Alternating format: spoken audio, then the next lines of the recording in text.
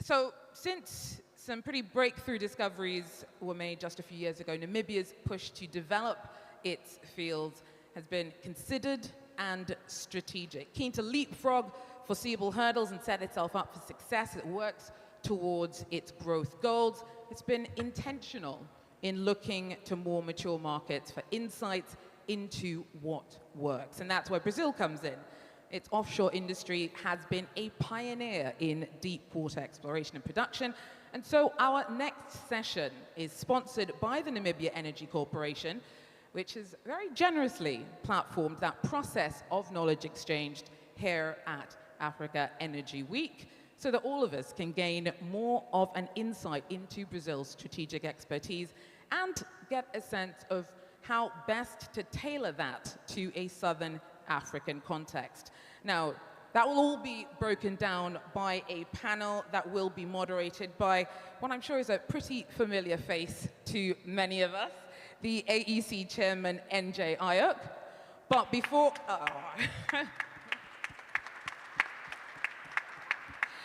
But before I hand you over to his very capable hands, it is a pleasure to first show you a video that's been put together by the Namibia Energy Corps to give you a bit more of an understanding of that pretty spectacular journey of knowledge and expertise from Brazil into Namibia.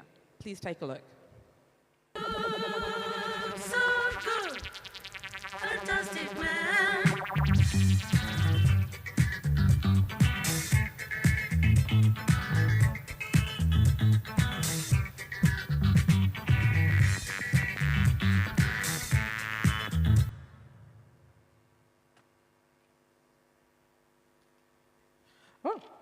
Well, a bit of it was more of an experiential, sensorial taster. Excellent.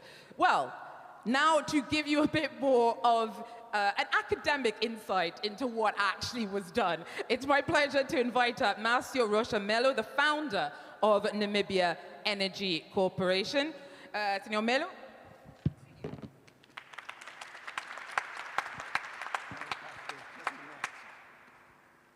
Hello, good morning.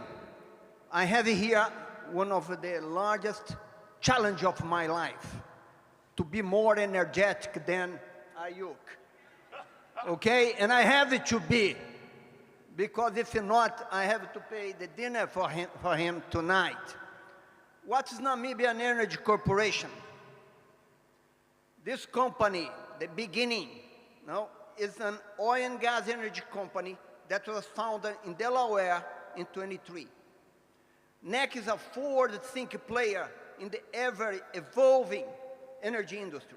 As we embark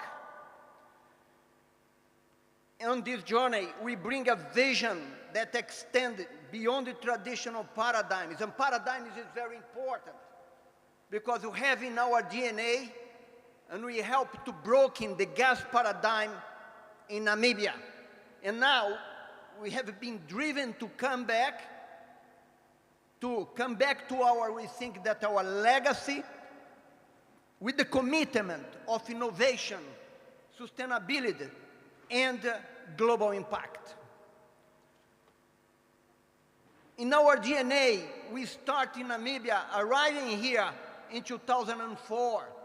And we arrive with a company that you know, with Mr. Adonis Paroli, please, get in, up, with Charity. Because he brings us here, and together, vamos lá, and together with a group of Namibians, we start and you make HRT Petroleum, and Mr. Cathy Knowledge was with us in that time, and we drill the first 3 wells, the first 3 deep water wells in less than 120 days, and we find oil, 41-degree API light oil, and we drill also for the first time the Couto source rock. When we did that, and this is all the blocks that used to belong to us, Maggy was with us. We took her to Brazil. This brilliant lady that today is one of the most important and knowledge person in Namibia petroleum systems. And then, if you can see most of the blocks, the Gulp blocks, we have 79 prospects. Doing that, unfortunately, doing all the crisis, that stuff, we left Namibia, and now we are back.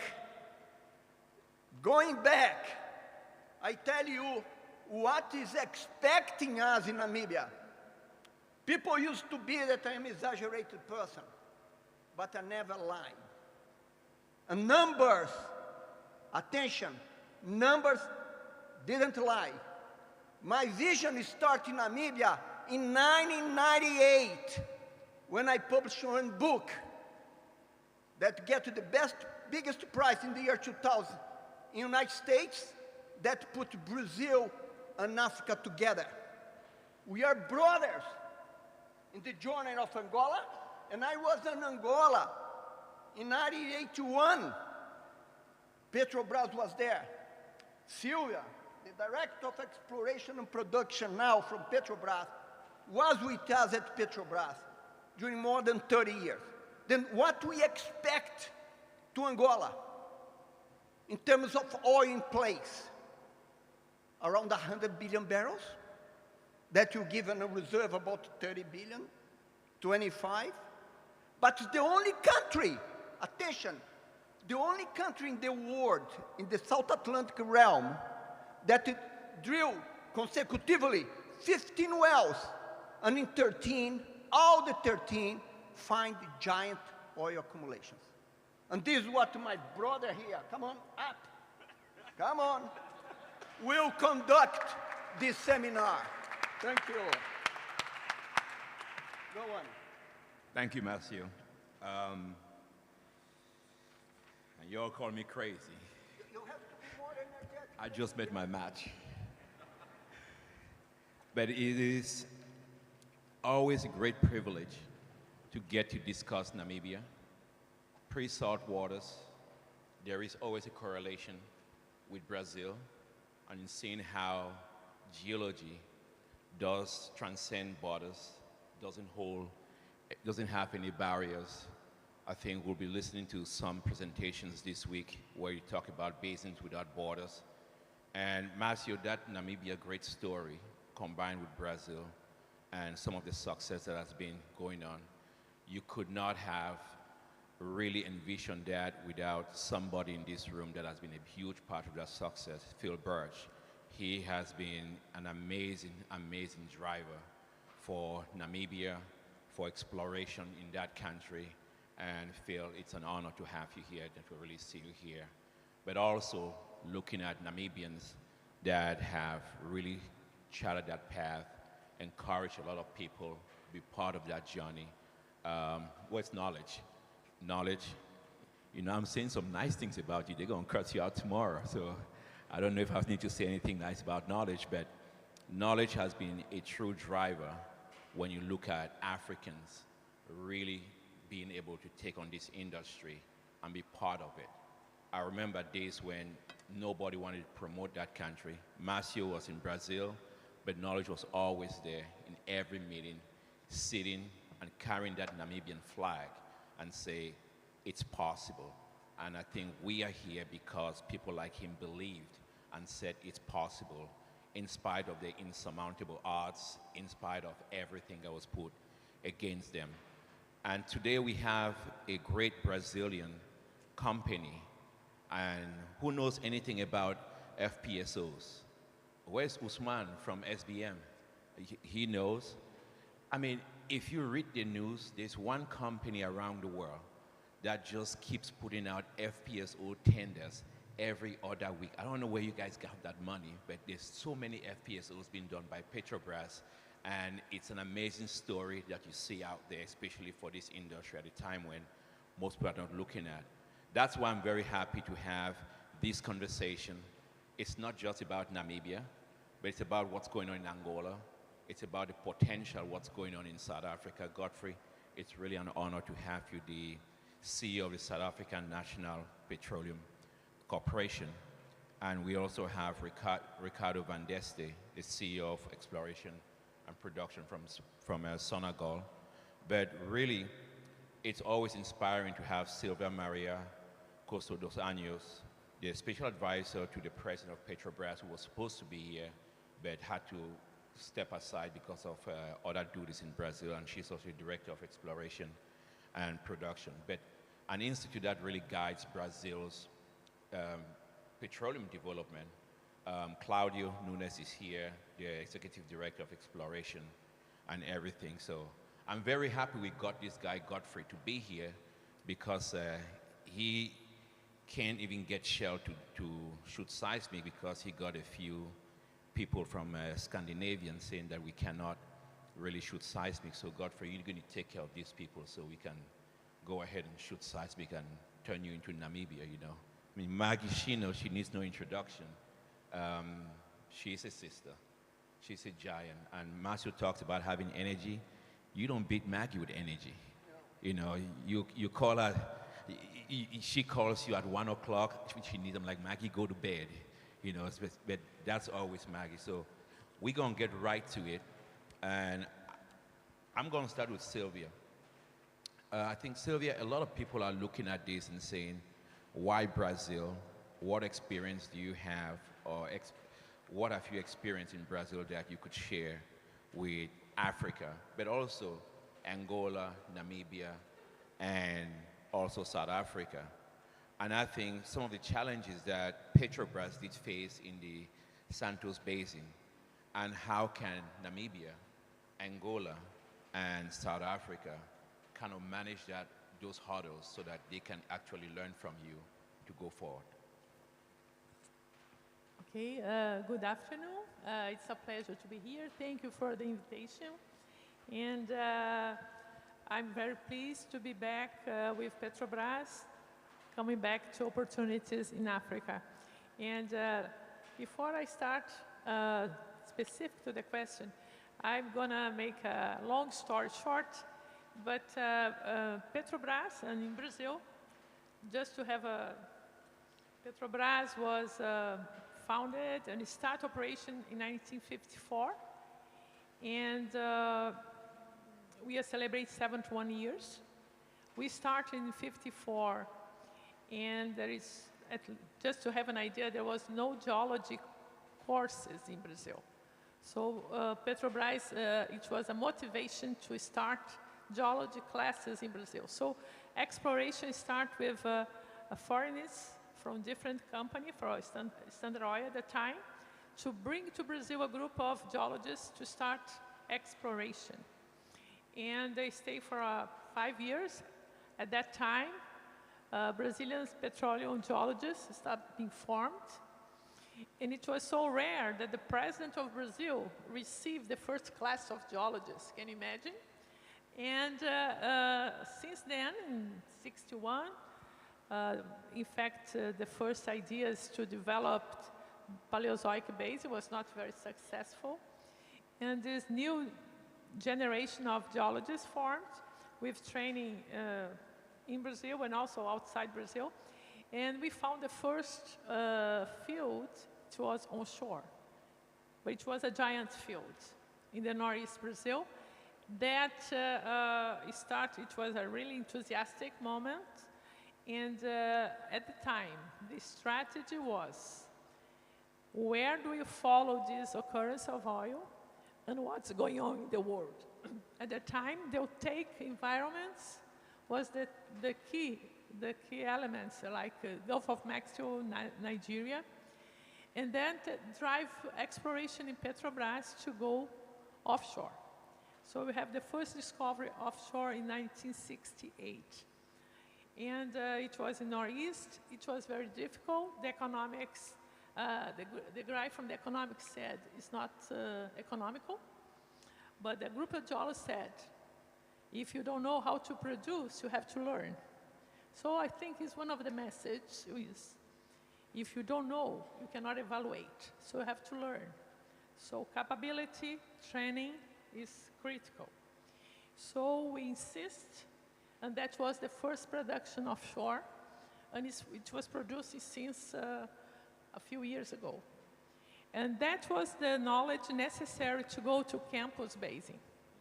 And Campos Basin now, this November, is complete 50 years. We are celebrating 50 years of Campos Basin with the discovery of Garopa fields, also in turbidites. The same depositional environments that's here in the coast of Angola, Namibia, and South Africa. So, and that was the key issues at that time.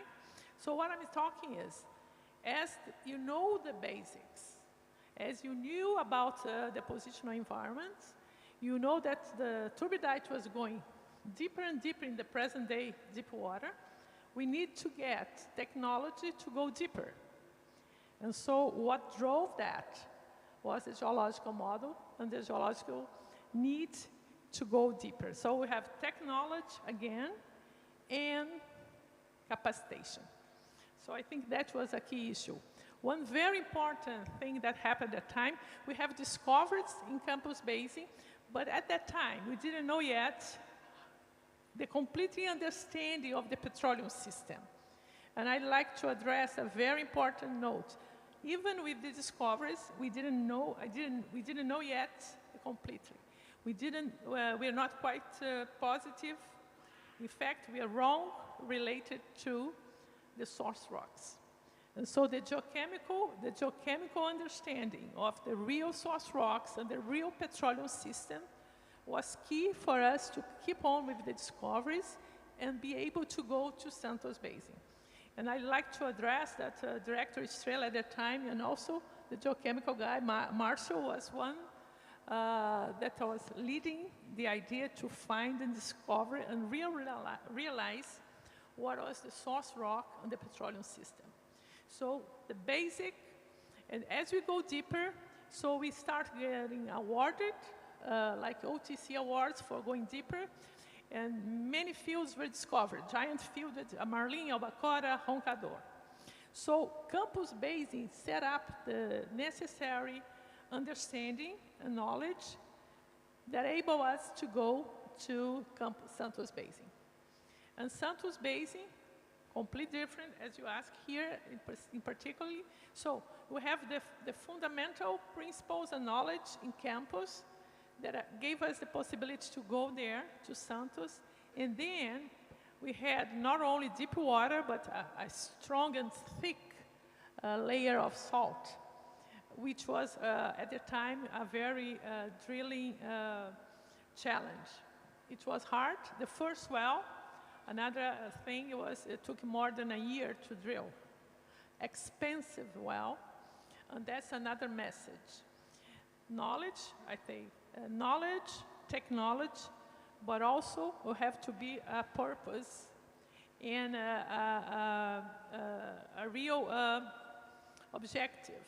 If our goal was to assess the Brazilian potential for oil, and that was paid off, but we need to go there. And the knowledge at that time was that probably there was no basin below the salt. And there is a very good group of geologists, and also, again, the positional model and petroleum system that go. So I think that's, the critical mass. There was specific things that we did to overcome, but to make it short, I think we address these 3 points. We have to know, and you cannot do it alone. We did it with service companies, institutions in Brazil, and a lot of training. Pre-salt, we have we have 2,000 meters of water, at least 2,000 meters of sediments, 2,000 meters of salt, and then the reservoir. So it's a challenge to drill. It was a challenge when we saw that it was a very difficult and different reservoir. Imagine that we are self-sufficient knowing about turbidites. Very friable, very high permeabilities, and sand like at the beach. And then we turn to carbonate, microbial carbonate, so hard, we didn't even know about it. So it was a learning experience. You have a baby in the house, everybody again going back to understand the model, to understand the rocks, to understand the environment. And we did something that's very important. What was to drill the first well and to learn the reservoir, we did have the first tests for long-term extended well tests that allow us to understand more. So for this first part, I think that's this: knowledge, technology, go strong in the basics, and believe and have a purpose to achieve. Thank you, Sylvia. And picking on that discussion around knowledge and also understanding the basin, but I do see Petrobras. I think when people think about Petrobras right now, they say Petrobras returns to Africa, and you're already in Sao Tome and Principe. And what are we looking when it comes to Petrobras in Africa, like targets, maybe specific projects, countries, and what does it take for you to approach this continent? Just looking at be it Angola, be it South Africa, or be it Namibia, or where else are you looking? I know I'm putting you on the spot, but I think you can handle it. Okay, yes. We know we have a production in Brazil now is around 4.5 million barrels a day. And do you know, Santos Basin went up, coming down. You got Campos and then Santos. So we know as you increase production, we increase the need for new reserves. So as we come back now, we have a very strong knowledge and correlation with Africa. All the petroleum systems there are very similar to what we hear. So we feel very comfortable to come back to Africa, and we are selecting opportunities.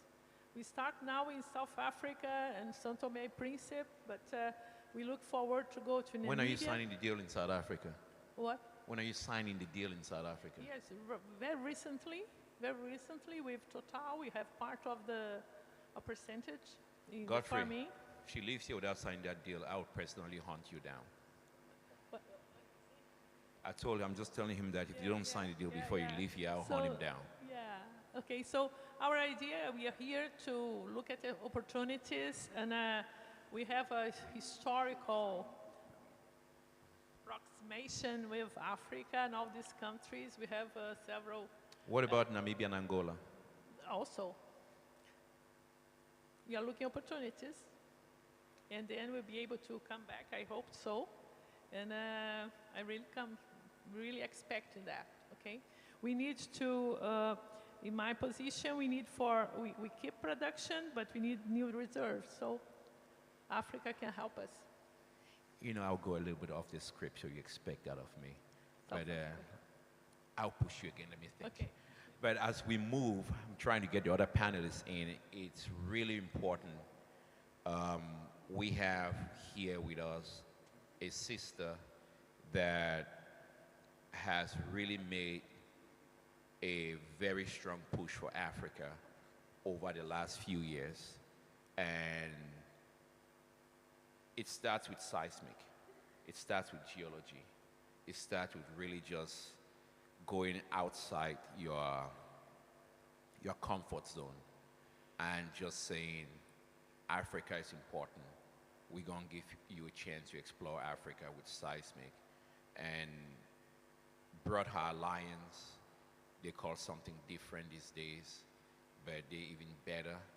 And where is Nikki Martin? I think I saw her somewhere. Nikki, please stand up. Thank you, Nikki Martin, for all that you do, making energy possible with Energy Alliance. Put your hands together for Nikki. And we have in the room with us very good entrepreneur out of Cameroon. I'm biased. Michel Ngapanu, who has been a quiet driver of energy ventures across Cameroon and different places. Michel, bienvenue. C'est très important que vous ayez ici.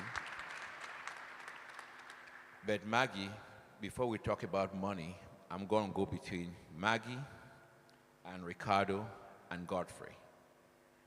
What do you expect to see from a partnership with companies like Namibian Energy Corporation, Petrobras, based on what you've heard explained this morning and how things can pick up. I don't know, maybe with Maggie you start first, then we'll get Ricardo and Godfrey. Okay. From our side, to have Namibia Energy Company, and if luck has it, together with Petrobras, would be such a blessing. As you know, we have always been advocating for a diversity of players in Namibia. And the reason why we always want to have a diversity of players is because then they bring a diversity of expertise.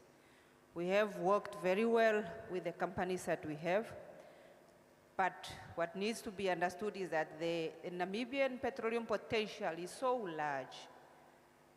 What we know now in terms of where we have the discoveries within the Orange Basin, we have barely just started scratching the surface. The Namibian blocks are so big that we have blocks that are bigger than some countries on this continent. And it's not a joke when Dr. Mello is saying that in the Gulf block, for example, they have 79 prospects. The blocks are that massive. So with such a big potential, or with such a big, large volume of opportunities that are available, you need a diversity of players, and you need an input from all sources so that you can be able then to really harness that potential for the country.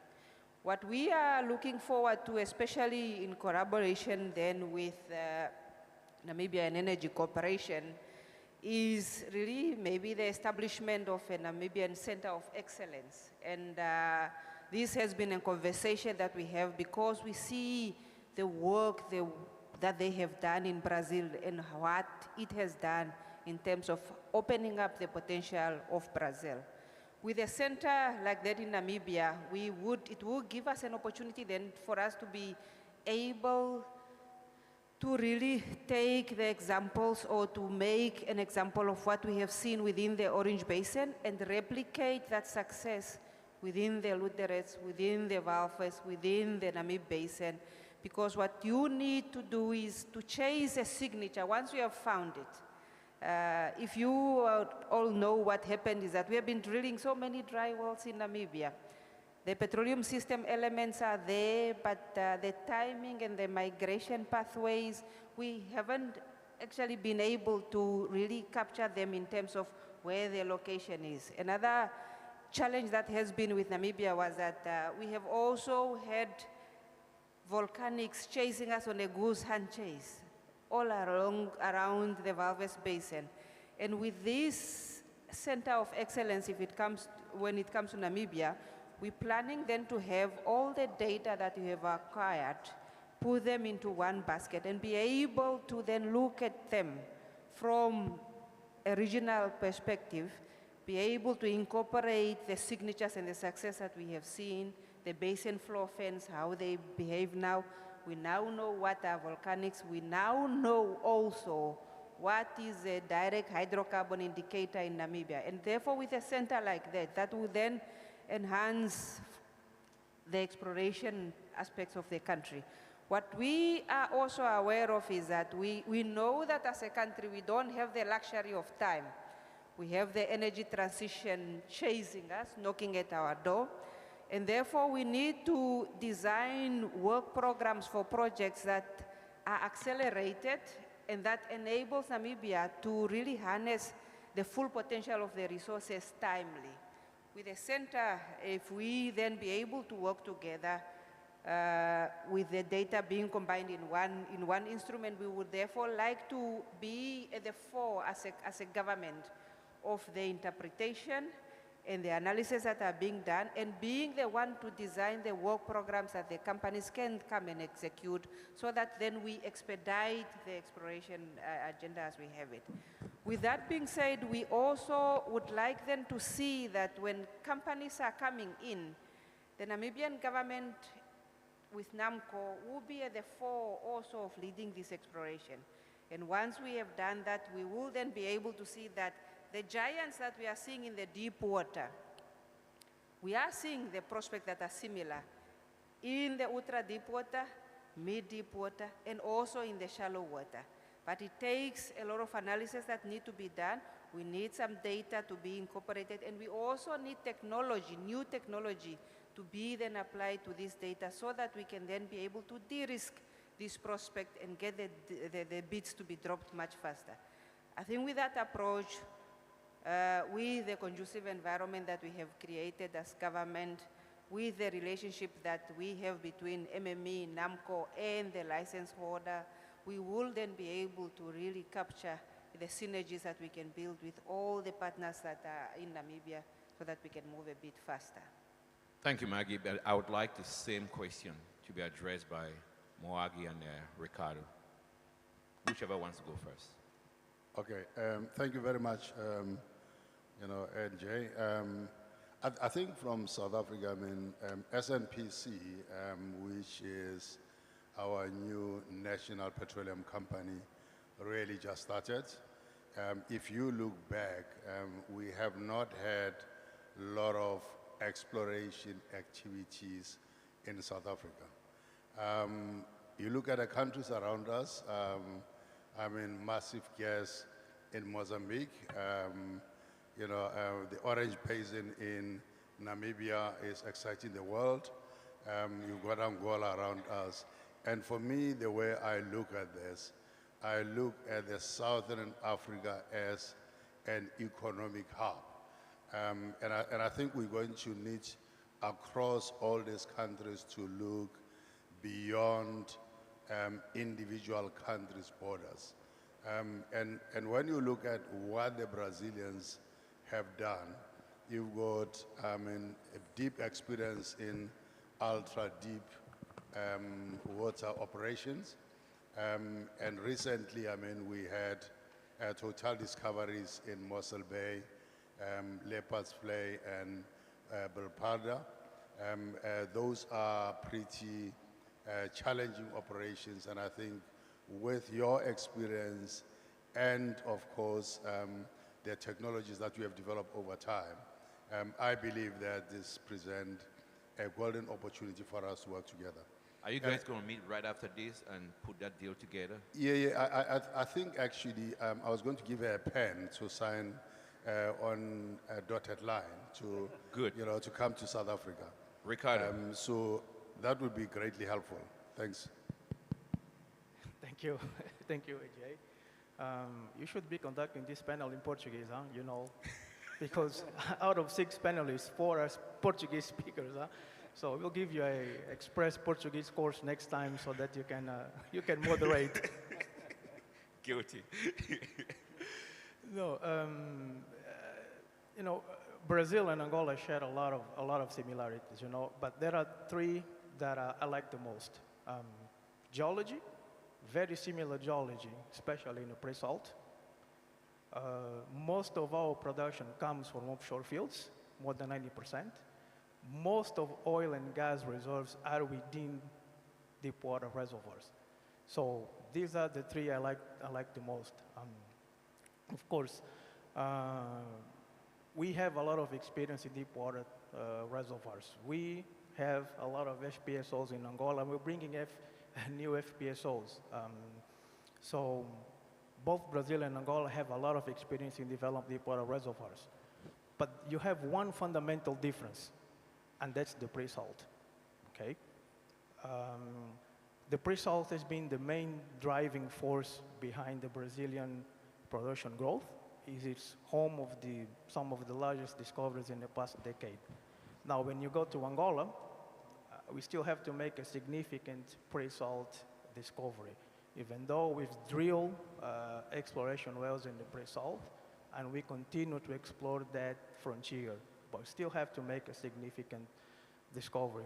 So in terms of exploration, I think we have to learn a lot from Brazil, but most importantly, in case of success, we have to learn about developing these very complex fields, okay? Brazil was able to deploy technology that allowed them to produce those fields with a very high well rates with the lower cost, and most importantly, with the lower emissions, okay?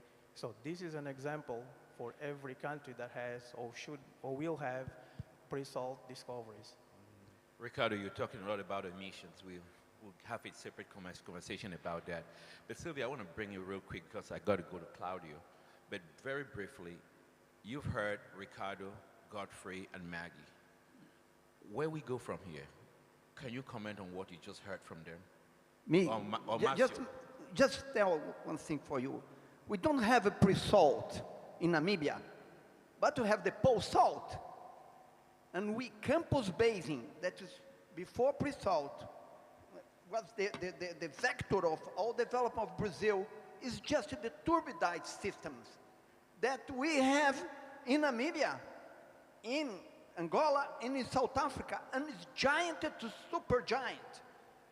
The turbidite upper Cretaceous and lower Cretaceous systems that we have in Namibia, because they are turbidite, the mass transport from Ludwig's River and Orange River is gigantic and is exactly the same, exactly. And Sylvia can comment a little bit before Claudio mentioned something. Yes, pre-salt today is 9% of our production, but we became self-sufficient with the turbidites. So turbidites is a good school, and we look forward for turbidites here in the three of the countries. That's what we are looking first, yeah. Claudio, the Brazil Petroleum Institute has been a very, very key driver in driving oil exploration, gas production, and especially the energy industry in Brazil. I think what lessons can we learn from you on how you've been able to accomplish all of this, being that driver for Brazil, and what can some of the, not just the regional players, but entire Africa, pick up from you? And you were here, and I'm really grateful you're here and the work you've been able to do to ensure that Petrobras is back in Africa. But what can we learn from you going forward? So, good afternoon, everybody. So, I work for the Brazilian Institute of Petroleum. So it's an entity, a Brazilian entity that joins more than 200 oil and gas companies, not only the giant ones, but also smallest companies, not only the operators, but also providers of goods and services. So IBP, as we call, existed for more than 66 years in Brazil. It's a center of knowledge and advocacy for the Brazilian oil and gas industry. So we believe and we are recognized for the huge contribution that we have been giving for the industry in Brazil through joining the companies. So IBP is a place where we have an environment of interchanging knowledge, technical knowledge, economical, political, regulatory, so all the most issues for the industry. Of course, each company can deal with its problems by itself, but we learned that many times, and several, much more than we can imagine times, we are stronger if we act together. Again, although companies are competitors, but there are a lot of common subjects that we deal together. So, for instance, in front of the regulatory entities in Brazil, so it's quite common when the regulatory entities refers to the best practices. And so IBP is a center of best practice for the companies. So we have committees and councils with people from the companies. We have more than 1,000 technicians. They don't work for IBP, don't work about the size of IBP. We have 100 employees only, but we join more than 1,000 employees of the operators and oil and gas companies discussing best practices. And we represent the industry in front of the national regulatory entity, okay? And so we have a university with 5 schools, oil and gas, business, refining, downstream, because we are not only upstream, we are downstream as well. We have students from Angola there, from very other countries. We have these best practices, notebooks, library, websites. So you can find there several, a lot of lessons about knowledge. And as I said, we represent the companies in front of the federal, the Congress for the bills of law, from the environmental departments, licensing, local content. So all of these subjects that are common to the industry, so we join in IBP and we represent and advocate on behalf of these companies. So this is the way we collaborate, and this is a very successful case that we strongly recommend that emergent countries maybe should consider the idea of adopting it. Thank you, Claudio. Sylvia, I'll come back to you, and I think I would get lynched if I don't ask this question. Are you going to get into GALP in Mopane in Namibia? Are you going to farm into GALP in Mopane in Namibia? I'm sorry, I'm putting you on the spot, but I have to ask you. Yeah, we have some, we are still waiting for the company to decide. But yes, we did. So you're still in discussions with them. They just have to decide. Where's Adriano? Yeah, Adriano, just stay right up. When are you going to decide on Petrobras and GALP in Namibia? You know Adriano is smart. Now he's sitting down acting like he's not listening. But that's okay, it's a trade secret. Marcio, we're about to round up, and I'll give you, maybe I'll just let Ricardo throw in the final words, Maggy and Godfrey, then you would close. Where do we go from here, listening to these discussions from Namibia Energy Company, Petrobras, and the Institute? Are we going to see more engagements, deal signs, contracts, and things being put together immediately? 100%. We are working 7 days a week, 28 hours, more than 24. With Maggy, Marcio, 28 hours a week. Yeah, we are. Where you And living? we are You with, live in we Norway? are with Petrobras. We are talking with them. We talk a lot with Angola and South Africa in the past. Petrobras is coming. It's already in Angola, already in South Africa. But Namibia is our dream. I'm committed. It's a dreaming. It's my dream. My legacy that I start about 20 years ago. I came to Namibia 20 years ago. And then we are fully commitment, not only with oil and gas exploration, with energy, solar, hydrogen. We are wind, because the potential of Namibia is incredible. Can we stick to but oil and gas? For this, you have to get oil and gas first. And Maggy and the minister is giving a lot of support. Nancor is giving support. And I work in Petrobras 30 years. I am a Petrobras guy that now is in the private sector, and the DNA of Petrobras is over me, and Petrobras is with me. Then my dream will come true. I don't have any doubt about that. What is your dream with these guys? No, I was just talking to Sylvia before the panel, and for us it's really important to bring Petrobras back to Angola. You know, Petrobras was there before. Petrobras was there during the pre-salt campaign. So it's really important to bring Petrobras back. They left, but the door is still open. Sonangol has a small presence in Brazil. It only makes sense for Petrobras to be in Angola. So hopefully we're going to be able to achieve that, and for us, it will be good if we can do that through Sonangol. You've done a great job in creating an enabling environment. You've really turned around things, so I think it's fair to say. Godfrey, final words. I think we've got a big opportunity to work with Petrobras, deep experience, opportunity for growth. I will be engaging them this afternoon, and hopefully next time we'll be signing on a piece of paper. Thank you.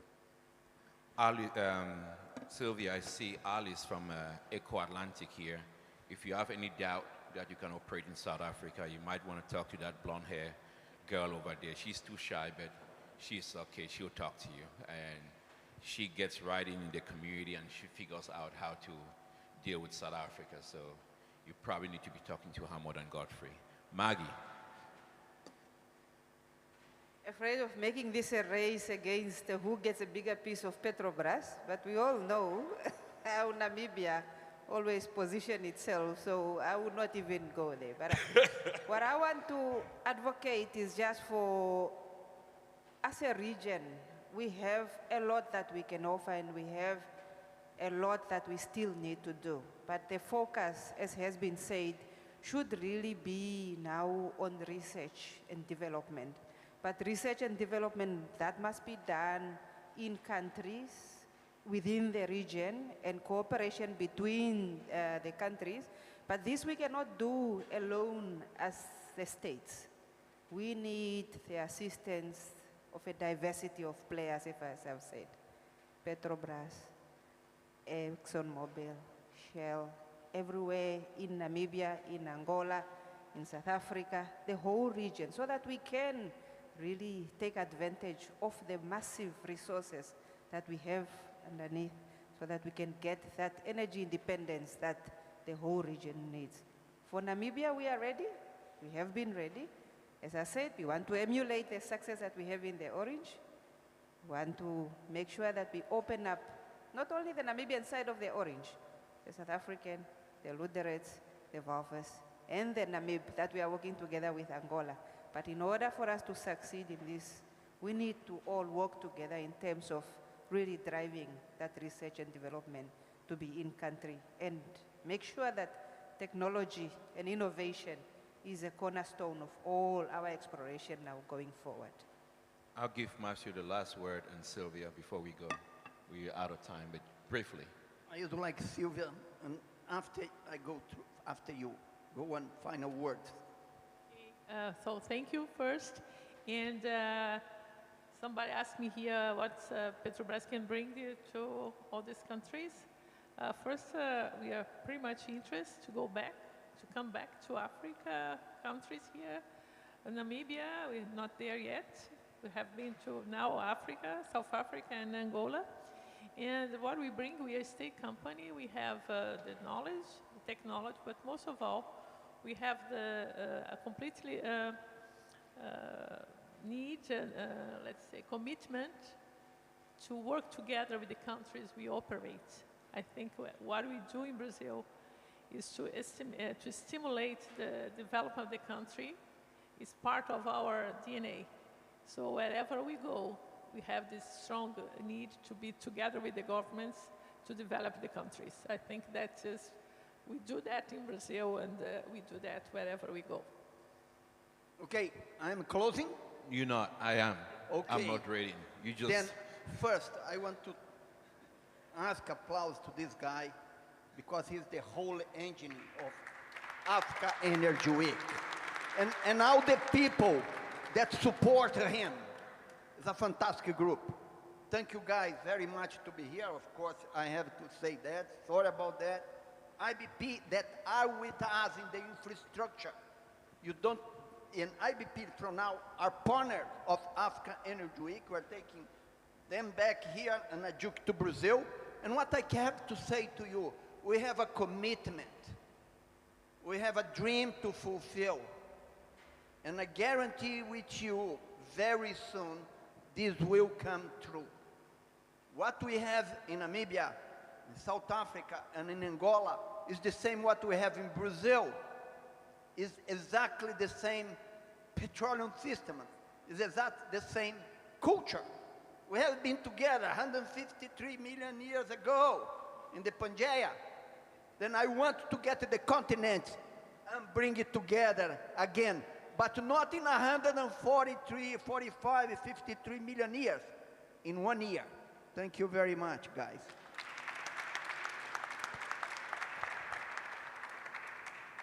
I think his anti-aging pills are really working. When he talks about 153 years ago, you look too good for being 153 years. But the CEO of Chariot is here. So good to have you, Adonis. It's an honor.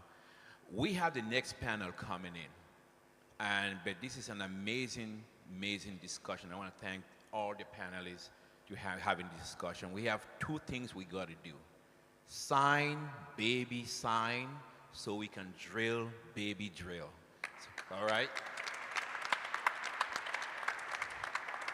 The next panel is going to be on one country that has really turned itself around. I have to announce it. We will have the minister from the Republic of Angola.